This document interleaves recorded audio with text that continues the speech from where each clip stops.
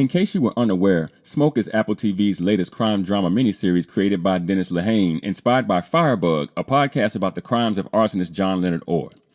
And after checking out the first 2 episodes of the show, I think the premise is one that is interesting in a way that separates it from firefighter dramas that have preceded it, like Rescue Me, Chicago Fire, and Fire Country, just to name a few. The pilot episode is a bit of a slow burn with a runtime of over an hour, which I myself found to be a bit unnecessary. I thought the story beats were fine, as was the small writing, and the directing overall was fairly good. The acting was also good, as Jurnee Smollett has really come into her own as a performer over the last several years. I thought Taron Egerton was pretty good as well, though his character gives the show an anxious vibe, but I'm assuming that's the writing and not his interpretation of the character. Now, as the story creeps forward and the mystery of the DNC arsonist in Trolleytown begins to slowly unfold, the writers, of course, try to misdirect we, the audience, as is to be expected in a show like this one. But what makes this show different is that the misdirection comes mostly through Dave Goodson, the arson investigator played by Egerton himself, and the show's slow cadence will likely lull you into missing important visual keys if you're not paying close enough attention.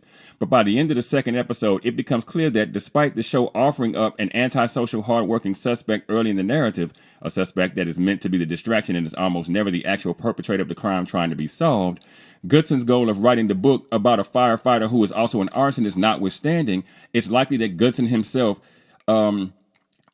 is starting at the very least some of these fires. And assuming you haven't dissected the trailer for the show or researched the real life that the show is based on, you may have already come to that conclusion.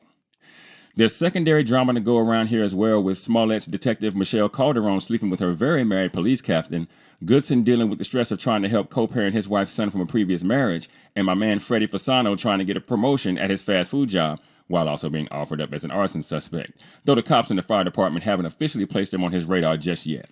But these are things that are all needed to fill out the 9 episodes that make up this miniseries, so there you go. Now, so far I would give this show a 60% or a 6.0 if you're thinking IMDb score.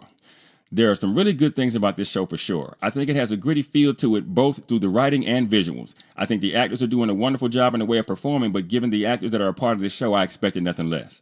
The biggest mystery here may have already been solved, though, as I think it's safe to assume that Goodson, again, is at least an arsonist. And with that being said, the important things are going to be how that information is finally revealed to the characters on the show, and then ultimately whether or not he's held accountable for what he's done.